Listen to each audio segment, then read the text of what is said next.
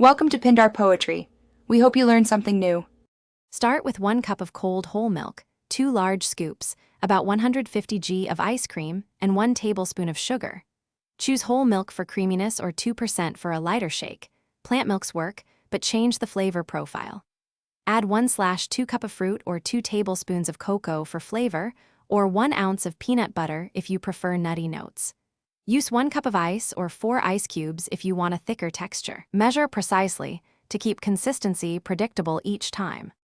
Place ingredients in the blender in this order: milk, ice cream, flavorings, then ice or fruit to protect the blades and ensure even mixing. Start by pulsing 3 times to break up large pieces, then blend on high for 30 seconds to 1 minute until smooth and thick. Thicker shakes usually need closer to 1 minute. Pulse briefly to control chunks, then finish with a 5-second high-speed burst to aerate for a silky texture. Scrape the sides with a spoon and remix if needed for uniformity. Pour into a chilled 12-ounce glass and top with 2 tablespoons of whipped cream or a dusting of cocoa for presentation. For a protein boost, add 1 scoop, about 30 g of protein powder, or 1/2 cup Greek yogurt. Adjust milk by 2 tablespoons to maintain thickness.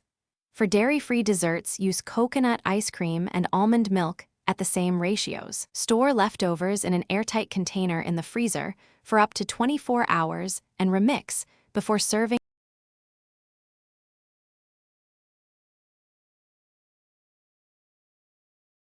Thanks for watching. Consider subscribing if we helped you.